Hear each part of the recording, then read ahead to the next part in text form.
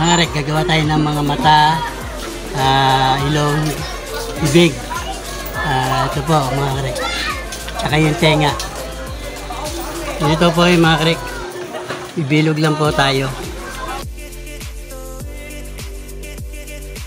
Dalawa po gagawin natin mga rek.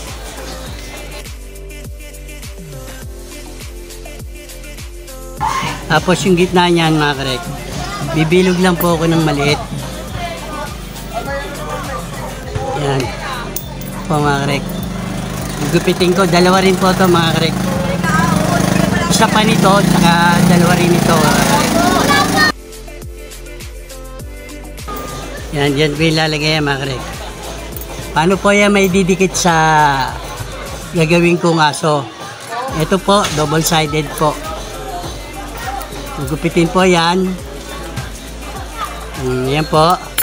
Para dumikit po to dito. Didikit po natin mga karek. Yan. Tapos didikit lang po natin yan. Ayan na po. Tapos ito naman para dumikit doon sa may tela. Lalagyan nyo rin po to. Yan. Para dumikit siya. Ayan po. Didikit po yan oh. Yan. Dumikit po.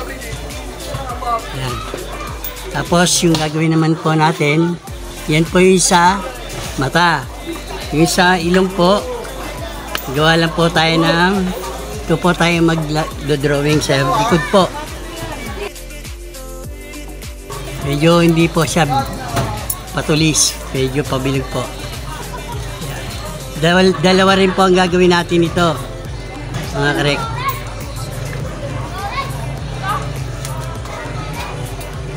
Yan. Ano po mga karek oh.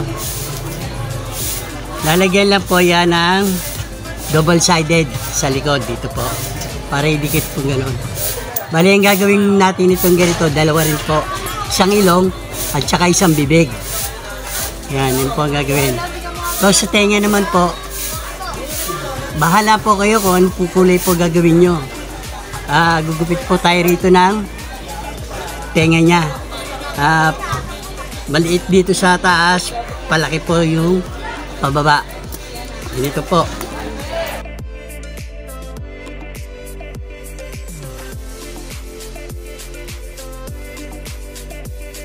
Kayo na lang po bahala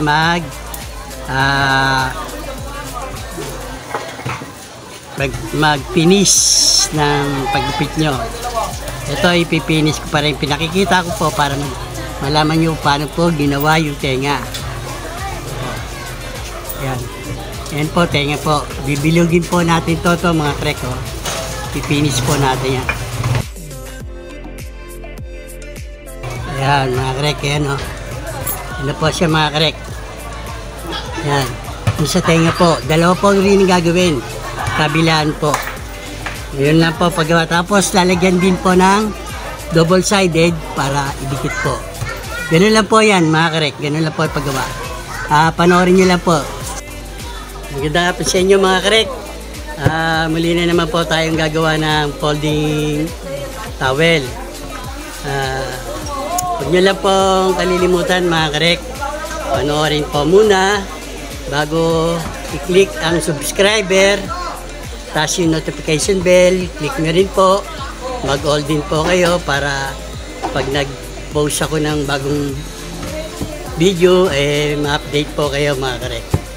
At kung meron po kayong katanungan, lagay nyo lang po sa baba sa comment section at sasagutin po natin mga karek. Huwag nyo pong skip yung ads ko mga karek. Saglit lang po yun mga karek, yung ads na lalabas dito sa video ko para makagawa ulit tayo ng magagandang video. At matutunan nyo rin mga karek. Tara na, umpisahan natin at para makita nyo kung paano ito ginawa. Mga karek, kalahati po yung irorol ko rito. Yung towel na to, meron na po siyang tanda para dun sa kalahati niya.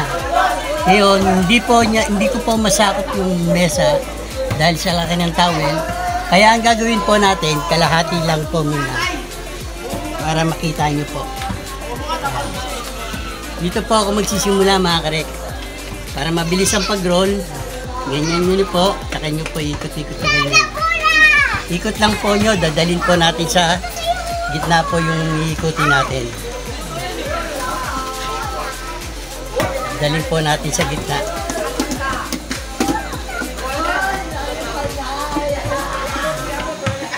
Yan na po mga karek, nasa gitna na po. Dito naman po tayo pupunta sa kabila. Para mabilis po ang roll, tupi po muna natin at saka i-roll na natin.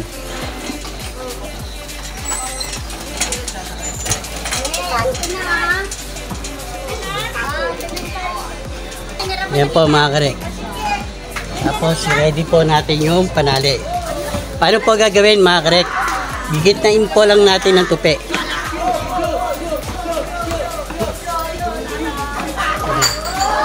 Yan, gitna lang po mga karek yan. Tapos mga karek, yung gitna rin po nito, tatalian po natin. Tatali po natin. Tapos sa inyo po, kung gusto nyo pang panali nylon, o to. Dahil sa ito lang po ang meron ako, kaya ito lang po yung ipananali ko. Pero mas gusto ko yung nylon, wala po akong nylon. Kaya ito po ang gagamitin ko.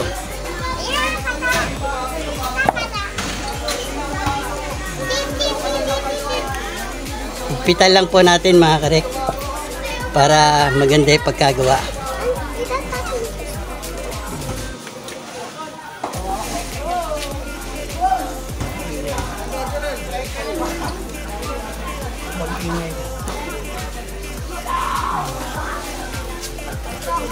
Yan.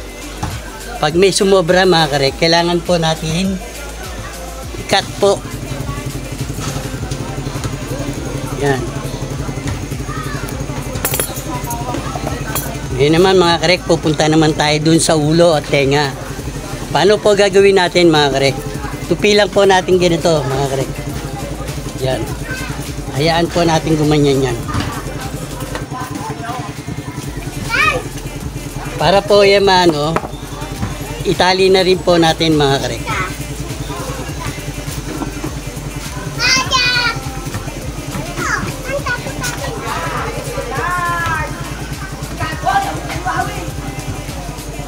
Tali po natin mga karek.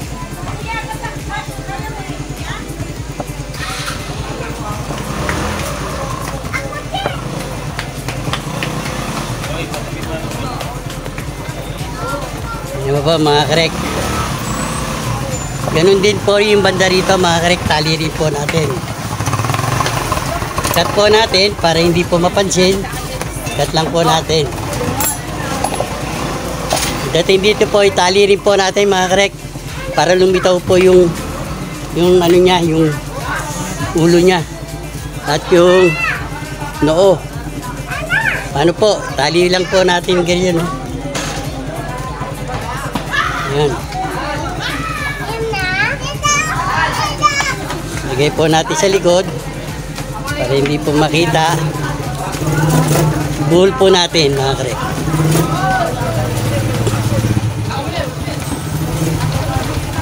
Sobra po, putulin po natin. Ayan na po ang lakilabasan niya mga karek. Tapos mga karek, ganyan lang po natin siya. Ayan. Lagyan natin ng mata mga karek. Ayan. Ito po yung ginawa ko. Lagyan natin ng mata. Yung kabila rin po.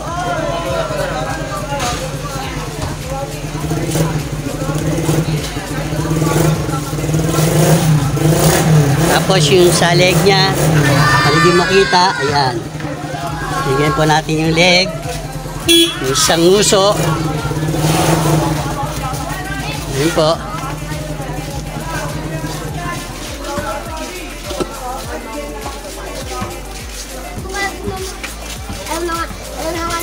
Ayan na po siya mga karek. Lalagyan po natin yun sa tenga niya mga karek. Tenga niya po.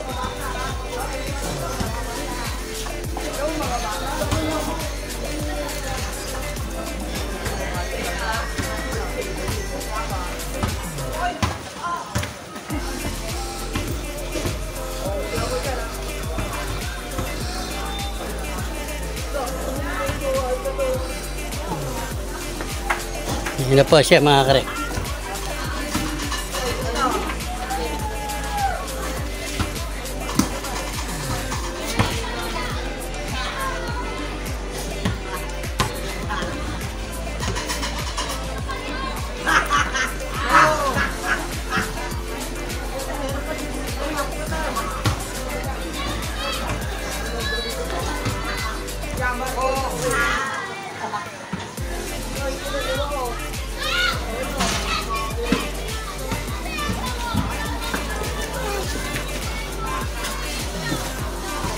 Yan dito na lang mga karek. Sana meron po kayong natutunan at magawa nyo po mga karek. Huwag nyo lang po makakalimutan mga karek. Huwag nyo pong i-skip ng ads ko at para po makagawa tayo ng magagandang video pa. Panoorin nyo muna bago kayo mag-subscribe para hindi po masayang yung subscribe nyo mga karek. Hanggang dito na lang. Maraming salamat. God bless and keep safe. Bye-bye.